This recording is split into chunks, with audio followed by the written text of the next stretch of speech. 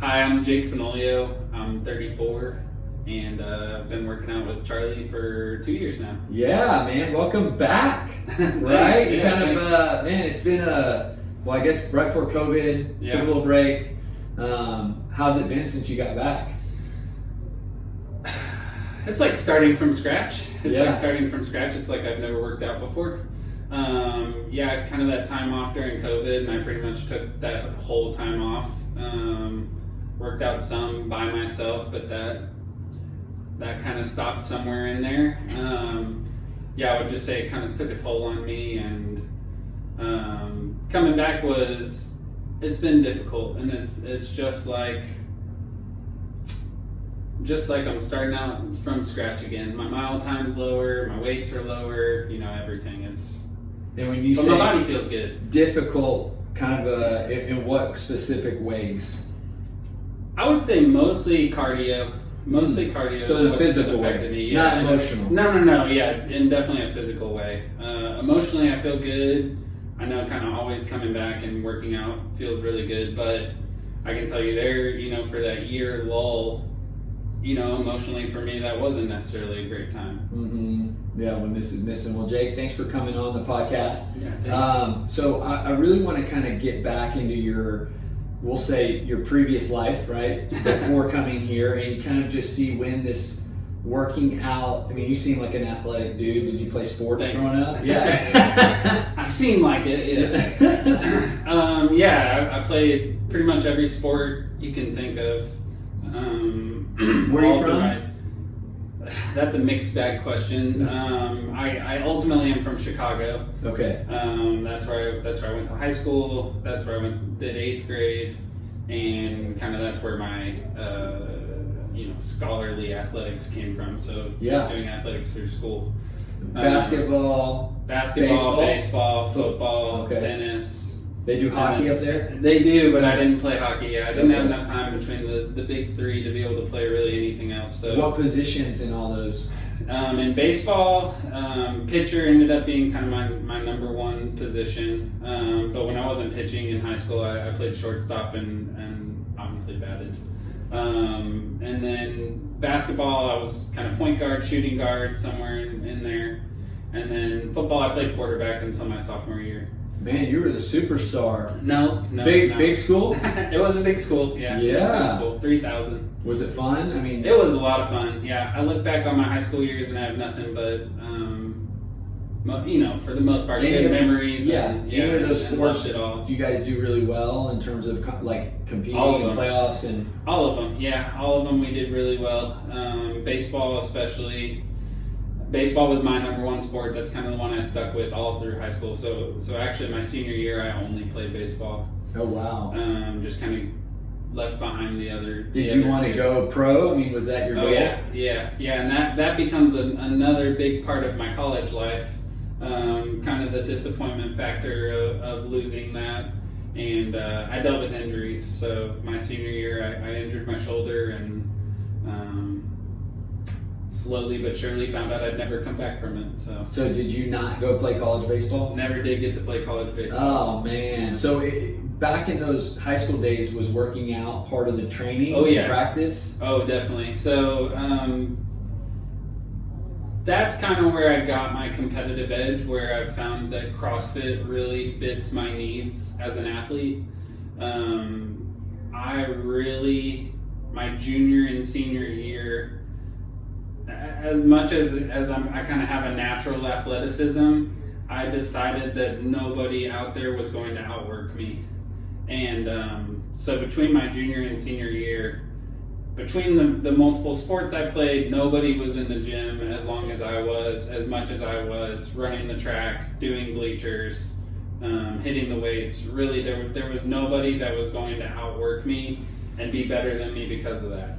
So yes, to answer your question, it was a big part of it. Working out was the only reason that I got to the level that you were the pinnacle of athleticism that I did. Where did that switch flip? I mean, it sounds like at some point it wasn't that way, and then something happened and it was. I was always extremely competitive. I was always, of the better,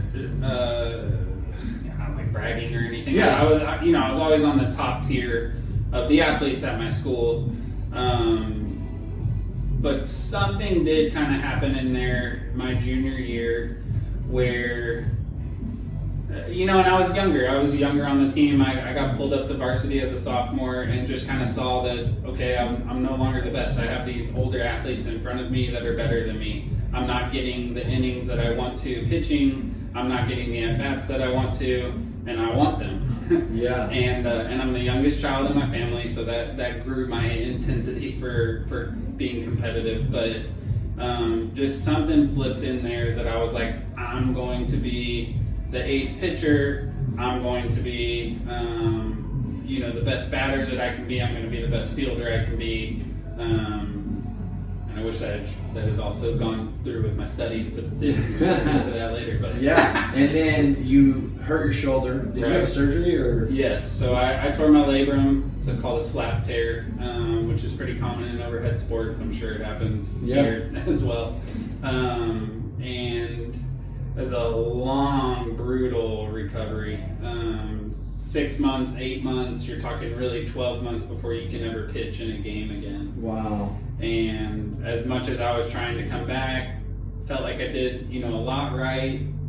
Probably what I wasn't doing right was kind of the work on my own, and I was, away from my parents for the first time. This all happened during my freshman year of college while I was trying to figure out my life. Where was that at? That was at Texas A&M. Oh, so you moved here? Yeah, so from I'm Chicago. Here. Yeah, that's right. What brought you to A&M? Well, I hoped to play baseball. Wow. And I come from a long line of Aggies. My dad was in the Corps at A&M, and my brother and sister went here, and it became very clear that I had a pretty darn good shot to make the team here. And anyway, so it just didn't. It fizzled out kind of along in that 6 months range, the 8 months range, while we were starting to kind of try to throw again and get back into shape. We went and got another MRI and found out it was torn again. Oh, from coming back too soon, too hard? Yeah. Good question. I don't know. Yeah, I don't know. Bad genetics or I felt like, probably. Knowing me, yes, probably. I probably re-injured it trying to come back too soon. I didn't listen to protocol. I went and played basketball with my arm in a sling. I did some stupid things. I was a dumb kid, but competitive. Was chubby for the first time in my life, and I wasn't okay with that. And I was like, something's got to give. And I probably did some things that maybe re-injured it, or again, maybe it was bad genetics. But so ultimately, it wasn't meant to be. How long did you hang out in that space? Oh man, the negative space that it filled. Oh, too long. It kind of turned, manifested as. I've looked back and realized that I was probably kind of depressed for 2 years, 3 years. Just wishing I still had baseball, not able to go to A&M baseball games, not able to really watch even my Cardinals on TV, just feeling like I was better than that person. That's what I remember feeling like. I wish I could go in this situation. Yeah. And it's silly and selfish, Oh, dude, I bet this happens all over the country. I think there are a lot of people that struggle with when they lose a sport, especially due to injury. But I don't even think it has to be injury. I think it can be, your talent, what you weren't quite cut out for it. I think people don't make their high school teams and face that same downward slope that to me, again, looking back, I would call it depression. And I was a happy person, and I did well, but I can remember looking back and feeling like it's kind of this dark bubble and dark space and emptiness around that part of my life. And then what brought you out of it? Oh man, Jesus. Dude, tell me how. Just straight up Jesus. And that was not a quick battle. That was not like, I met Jesus and all of a sudden I was good to go. So I struggled with drug addiction for 7 years. And even part of that was while I was chasing Jesus. So part of that depression manifested in, and not like these crazy harsh drugs or anything, but a lot of marijuana use. drinking, trying to just do whatever, yeah. Just the normal party scene, college kid scene, and trying to fill the void somehow, and that was what I found. And slowly but surely, I found Brazos Fellowship, where you go as well, and man, did I find grace at that church. And there have been some things that happened to me along the way, where someone like Pastor Will or Dawson or Tiffany was the youth leader at the time, showed me some grace in some really poor decisions that I had made while I was there, and kind of that becomes my journey to now I'm sober. Yeah. So tell me, in that journey, did working out just disappear? Like in that darkness, in that 7 years, what we'll call just downward spiral? No. And I can tell you that is probably what kept me from completely going off the deep end. Because I did maintain, again, my happiness. I maintained tons of friendships. I never, and I feel terrible for those people who do, but I never had suicidal thoughts. You didn't isolate yourself. That's right. And that was all basketball, to be completely honest. My very closest friends to this day from A&M are people I played basketball with literally 4, 5, 6 hours a day. And wow. I know that sounds crazy. It's like but an we were at escape. the rec center every single day, just playing and balling our minds out. And again, those are my 4 core and closest friends to this day. So in that season, that was almost kind of like this gravitational pull back to the good version of you. That's that's actually really good. Yeah, I would definitely agree with that. It's just something that kept me grounded. It let me release that competitive energy. I wasn't gonna go smoke weed and then go play basketball for 6 hours. So it was 6 hours that I was substance free and having fun and didn't need a substance. Outside of playing basketball, it became very clear that that's when I was using substances to try to find happiness. Man, you bring up such a good point. I was we were in Florida a couple weeks ago, and there was a guy at the CrossFit gym, and he's 13 years clean, sober, however you want to word it. And he owned 2 CrossFit gyms, and he kind of started this, we'll call it a ministry with addicts to pretty much replace addiction with working out. Right. And awesome. Just really using that, he said for him, that's what he had to replace that addiction with something, and working out was it, No, that's awesome. And I'll just say, working out can become an addiction, and playing basketball, you can choose your addictions. And you can find happiness in them. And addiction's always a very strong word, especially when you use it about something positive. But at the same time, if working out is going to keep you from falling off the deep end and choosing addictions that more so lead to depression, by all means, go for it. So when you transition, we'll say, out of, we'll call it the darkness or the season of life that was not, did you continue playing basketball? Did you add anything? Did you stop playing for a while? Was there? So substance wise, another big part of that was Megan, my wife, meeting Megan, getting married. So yes, a lot of it had to do with, I lost time at that point. There was a lot more time that I needed to focus on my wife, a lot more time that I needed to focus on things other than basketball. My friends had been, slowly moving out of College Station, transitioning to their new lives, and so all of that kind of culminated.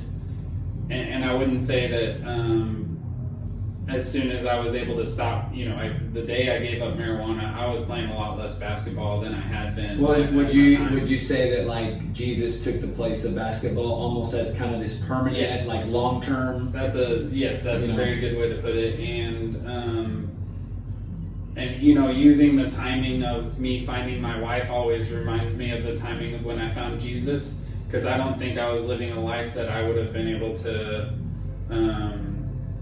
score someone like my wife back when I was making the terrible choices that I was. So, I always kind of know that the time that I started dating my wife, you know, became engaged and became married, that all is that time that Jesus was really, really working on me. Yeah. And helping me change for the best. Yeah, so you transitioned into marriage, and did you, you know, start working out again? Did you take a long break? Yeah, you can go back through my Instagram and see the different phases of my life. I've been a person who fluctuates weight pretty heavily, and you know, I'd be 6 months heavy, and then I was like, oh my gosh, I need to diet. What's heavy for you?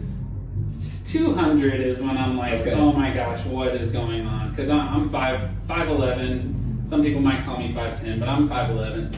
And so yeah, I mean, 200 is usually getting to the point where I'm very unhappy with how I look. You know, I can start seeing it in my face. I certainly see it in my stomach. So anyway, yeah, I would say that you'll see kind of, if you look at the history of me, 6 months on, 6 months off, where I'm, you know, kind of chasing this athletic dream that I used to have, and then it falls back into that dream's not happening anymore. Well, it's funny you refer to your Instagram, because it probably tells the story when you scroll on your page. Yeah, that's right. Where you've been. What is an awesome weight for you? Like, where do you feel awesome? Man, the best I've ever looked was 185, but it was kind of like this solid rock muscle. I was probably 23, 24. So you're a 15-pound plus minus. Not.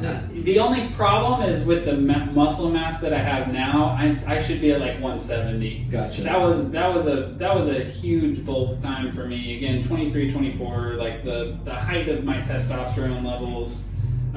Literally playing basketball every single day. My cardio was impeccable, and I was lifting a lot. So when did you guys get married? 2014. Okay, so in, we'll say, the last, let's say 6 years, 7 years, what led you to coming here, and what were you doing before that? I was going to places like TrueFit, or I don't think I ever had Gold, but there was something else before that. And just kind of doing it on my own.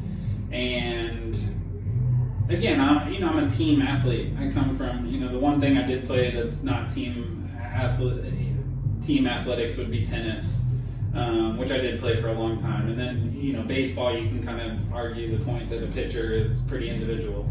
But anyway, there's nothing at a gym like Gold's Gym or TrueFit, or aside from the little classes you can go do, it's all individual. And so I do think that what I was missing for longevity of working out was that camaraderie, that team aspect, that building yourself up with other people. I think that was really missing in my life. And so I think that's why you see that fluctuation of the only thing that got me in the gym was my body and my appearance and how I felt about myself. And that's been a trend throughout my life. But now what brings me to the gym every day are the people. And that's something I never had. And it's awesome. And I don't miss a day anymore. Yeah, and I know you guys are really connected with your small group, but it really makes me think of, for us, we started going to Brazos Fellowship in 2008. Right. And it was in 2010 that we started leading a small group. And church has never been the same. Oh, no. It's like, and to this day, we know people, we see people, but our small group meets twice a month. And it makes church, even more personal. More personal. Exactly. And so I think that the same could be said here, is like what we do, or what we're able to do, because we don't have 3,000 members, maybe like a big gym, is to make every class feel like a small group. Yep. I totally agree. You feel more connected and accountable and vulnerable. Yep. You know what I mean? Yeah, no, I totally agree with that. And kind of always goes back to the iron sharpens iron. Yes. That's the same in a church. Going to big church is amazing and awesome, and Pastor Will brings the word. Yeah. And it helps you be better suited. But that small group is what is the reason we've stuck around, Brazos Fellowship for so long, and it's the reason that this community aspect of a gym works for so many different people, is just the community and kind of the engagement that you have with other people, and kind of, again, the iron sharpens iron. I can see everyone's doing the exact same workout as me. Yep. And on the competitive side of me, I want to do better than all them. Am I? No, not when Charlie's working out right behind me. But as I keep going, that's going to be what I strive to be, is the very best, and I don't think I could get there without the people around me. Yeah, even just piggybacking the illustration, thinking like we just read a book on parenting, and in our small group, it was our first book on parenting. We've always read marriage books, right. Bible books, and this is parenting because everybody's a parent now. Yeah. And just like a workout, we're all in there together, but everybody's got different weights, and everybody's processing the workout differently. Yes. Like, some people are like, another person's like, oh, this is great. Yeah. And it's the same thing with the small group. Like, some people are like, man, this is just exposing so much, and other people are like encouraging you in this, and so it's just that very cool, taking that, we'll call it illustration, to the vulnerability that is exposed in a class. Right. You're not hiding. I mean, like, you're literally, the coach is 10 feet in front of you, your guy's working out here 3 feet next to you, your friend, and so it's a really intimate experience. So before you did CrossFit, did you ever do CrossFit? No. So this was your first experience? First taste of it. I've done HIIT workouts and things like that probably transcend the boundaries somewhere. Yeah. Well, having such an athletic background, being so competitive for all your life, you were exposed to just, we'll call it high intensity. Right. What was new and different about CrossFit that you didn't expect? The Olympic style weightlifting, big time. And it is why I'm kind of worlds behind on these workouts, and the closest I ever came to any of it was squats. Closest I ever came to any of it was squats. I've never did front squats. There was no clean and jerks. There was none of that stuff. Definitely never deadlifted. I have a lot of back problems, so deadlifting can be difficult for me. But again, getting in here, getting more comfortable with those things. I was explaining to you earlier that I've been a toe athlete my whole life. I've been taught to be on the balls of my feet. And here, there's a lot more emphasis on getting on your heels. And it's just this completely new way of looking at working out that I'm not used to at all. And so yeah, I would say all those things combined, kind of the Olympic lifting and the pulling my weight back, which can be really, really difficult. Yeah, and I can see that for your sports, you're constantly moving forward. Exactly. So it's a new discipline for you to learn. That's right. So anything in the beginning that you really loved, and anything that you really didn't like? Yeah, I was frustrated. I was frustrated with a few different things. So at the very beginning, I was coming in at 5 a.m. and because of that, I'm not a morning person. I'm not a morning person at 8 a.m., much less at 5 a.m. So I was doing it because that's what worked for my family and my job at the time. And I was missing probably 60% of the workouts. I was coming to about 2 per week. And I just remember it's easier when you have control of the workout when you're only going 2 times a week. Because you can really get in there and you can just kill yourself. Yeah. You can just really go to town, do every workout that you ever want to, just leave your body, crushed and feel really good. But when you're coming to CrossFit and you don't have control of the workouts, and you happen to come in on a let's focus on weightlifting deadlift day, it becomes really hard because you don't get that strain on your body that you're kind of looking for when you're only working out 2 times a week. Well, that's what I found out now that I don't ever miss a day, is that the what do you guys call that? Your scheduling. Programming? Thank you. Yeah. Your programming It's beautiful. It's awesome. Yeah. And I mean, I can say hands down, like I need those days that I used to be like, that workout didn't do much for me when I was only coming 2 times a week, that I'm like, I really need a day. And sure enough, they come just in time after just murdering me. I will say how grateful I am you said that, because I 1000% agree with you. You know, again, let's go back to we're using this church illustration. Right. The same can be said about church, right? Yeah. When you go twice a year or 4 times a year or once a month, you're like, man, they just never really bring the word. Exactly. I was really looking to feel terrible about myself that day. But when you see it out over the course of 52 weeks. Yeah, the at the movies makes sense. The different series work. It's the same exact thing. So I would say that is both of kind of what once had been a frustration for me to now what is absolutely a learned lesson on this is exactly how it should be. I just was missing days, you know, and I think that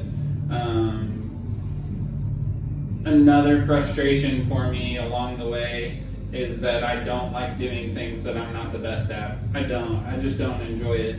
And that again comes from that competitive nature and being the youngest in my family and kind of raising up to try to be the very best at everything.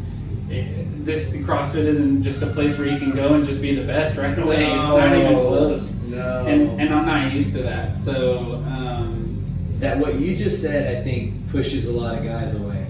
Because they come and it really requires humility. Yeah. It really requires humility to say, you know what, double unders, I can't do them. Right.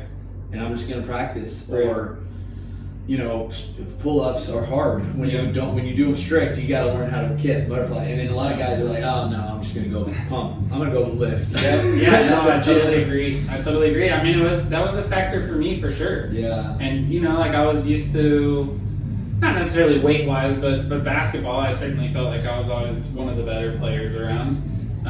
But you come to CrossFit the first time and the guy next to you has 2 45-pound plates on both sides, and you're putting one 25-pound plate on the side, and it just kind of is like embarrassing in a way. Is that a good word for it? Just kind of embarrassing, in your own brain. The cool thing is, if I found a judgment-free zone, it would be here. It would be CrossFit, and just the coaches are quick to tell you, hey, you need to lower that weight a little bit. Your form is kind of shaky. The people around you are so encouraging. I've never been in a place that people come up to and introduce themselves to me, and that's something I need to work on. I'm not great at that, but it's just been an awesome judgment-free zone where once I was coming every single day, I've kind of fallen into this. I still am competing, but I'm really competing with the last time I did a similar workout. Yeah. And yes, I'm looking at the people around me and trying to beat them, but at the same time, I know my limits, and my coaches are going to make me know my limits. And that's kind of what's been awesome. I have an excuse every once in a while why my weight's not so high. Yeah. It's because my coach told me don't do that. That's right. And and again, man, I hate continuing to pull back to the church and small group illustration, but I can't. I don't hate that. No, I know you don't. But I feel like I'm doing it constantly, but it's just so, I've never in a interview podcast done this but every single illustration you bring to the gym brings me back to a small group. Right. In order to go to a small group, you got to be willing to bring all your junk. That's right. That you might not be proud of. That's right. And if you're not willing to do that, then you're probably not going to join a small group because you don't want to be known. Exactly. And you're going to miss out on the growth and the grace. Yeah, nothing. You're right. And the encouragement. And sharing. And sharing that stuff has made me such a better person. That's right. And such a better husband and such a better parent. And when you do, you realize, man, all these people in this room are not judging just like me. And they're just like me. Yeah. And in the same way, you come into class and you put your 10s on. Yep.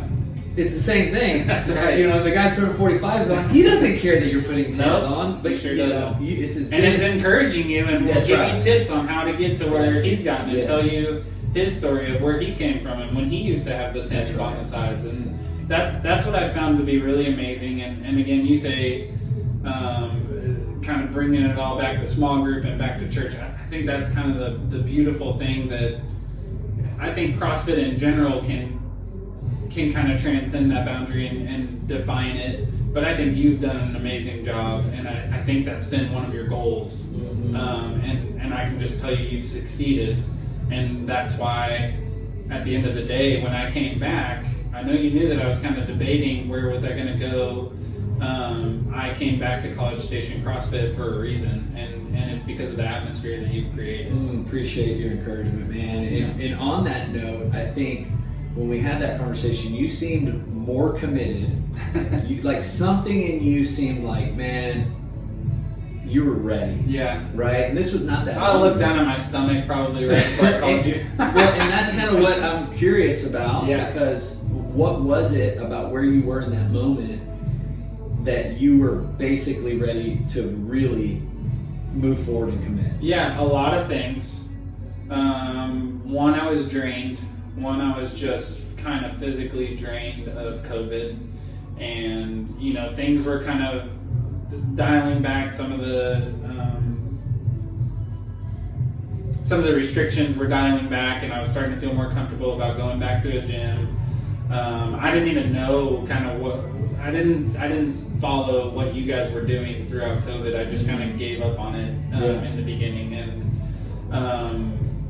so anyway, a lot of things happened. I changed jobs to where I have a lot more free time, a whole lot less stress, and I come to work out at 12 o'clock every day because I'm my own boss now and I can. And I know everyone doesn't have that, but that was a big part.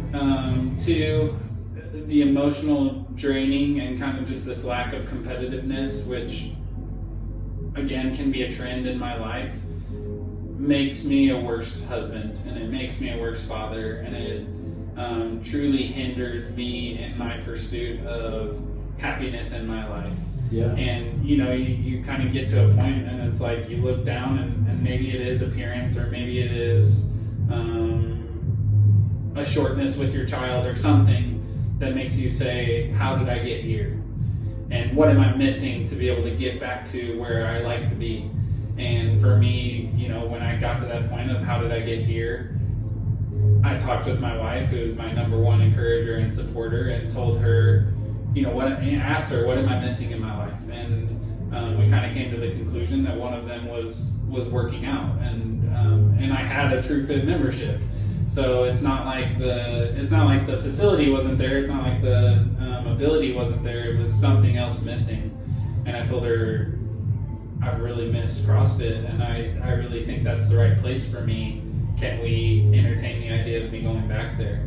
And it again, kind of that weight that decision comes with some weight because I'm prone to injury. I've had 3 shoulder surgeries and a spinal fusion. And you know, my wife wants to see me carry my children around for the rest of my life, and well, I guess not when they're 22 years old, but as long as I possibly can. For sure. And you know, that's when we got to be able to have the conversation about, it's been really good for my back. It's been really good for my shoulders. You know, I notice a downward trend in my back and shoulders when I don't have CrossFit in my life, which is silly and almost sounds like, you know, counterintuitive, but at the same time, there's a coach with you every single time you work out. There's someone telling you you're doing this wrong or you're doing this right, that can pull you back on your weight, and just really kind of help you keep from injuring yourself when there are none of those parameters when you're out there working out by yourself and trying to murder your body 2 times a week. Right. Yeah. That's worse. Yeah. So it was through it sounds like it was, you know, a very thoughtful process. Yes. And it led you here, led you back. And so moving forward, like do you have a goal? Is it just come every day? Is would you like to be back to your 185? Where are you now? What's your weight? 195. It's been fluctuating. Are you just happy to be here and be consistent? Like what? I'm happy to be here and be consistent, and this goal is slowly dwindling away, and it's going to probably make you laugh. I have never been able to dunk a basketball. And I want to dunk a basketball before the day I die. Yeah. And that's so silly and dumb, but it's just one of those things that's lingered in my head that I've seen people dunk a basketball for the first time at 38 years old. Love it. And again, I feel like it's dwindling away at 34, but I feel like if I don't go get it right this second and I don't give it everything I have, I'm never going to. It's only dwindling away if you think it's dwindling away. That's the truth. Yeah. I mean, in reality, it's kind of a step by step. I think step one is getting base fitness back, right? Craving fitness. And then probably step two is specific training. Correct. Which, I mean, you're a basketball player. Right. So it definitely is in your reach. Man. Yeah. That's a cool goal. We had a guy, it was so funny, he's a close friend of mine, Jonathan Stark. Yeah. That was his goal. Really? Like, it seems like forever ago. I can't remember how That's long. awesome. It was so funny because I'm glad I'm not the only one. No, dude, he would have. We actually, there's a marking in the PT studio where he tested his vertical. Really? Yeah, he was so serious. I need to start using that. Yeah. So, well, He's this such a is good guy. I love that. This is awesome, man. Last question is what I ask everybody, and you've shared a little bit about this, but I'd love for you to kind of give it more in a conclusion. Mm-hmm. The interview is, we believe right here at the gym. The title of the podcast is Building Better People. So that's our core purpose, our core mission, right? Like Brazos Fellowship, to help people grow into a personal relationship with Jesus. Right. For us, building better people means that every person that walks through this gym is becoming a better version of themselves. Right. Not really, like, we're not necessarily discrediting barbells and push-ups, but in reality, it's really not about that. It's because we really believe that when they do this, they're going to walk out of these doors and be better people, right? And so with that being said, how is that true for you? And just not just here, but thinking back to your life when it comes to plugging into a consistent workout routine. Yeah. Whew, that's a lot. I would say that the most fundamental way that that's the case for me, it again kind of goes back to the fact that we've sat here and how many times have we pointed back to Christ on our conversation so far about working out, about this gym here in particular, pointing back to Jesus. I believe that is all completely intentional. I believe that started with your vision, and I believe that trickled down to the people you've hired, and I believe that trickles down to the members, and I believe that is a huge, overwhelming component of this gym. And as long as Jesus is at the center, there's nothing else you can do besides build better people. Nothing. There's really no other option. Jesus is at the center of this gym, and he's at the center of your heart, and I believe that he's constantly in this place and working on me and building me into a better person. Not to mention, then going into the what else would I be doing right now? How would I feel emotionally? How would I be doing, with my relationship with my wife and my kids if I weren't here working out? We kind of already talked about that emotionally I'm in a worse place when I'm not working out. So again, I think that goes to the community. I think that goes to the Jesus being here, and I think that goes to fulfilling that competitive edge in me that I'm not getting when I'm not here. That's awesome. Thanks, Jake. Yeah, of course.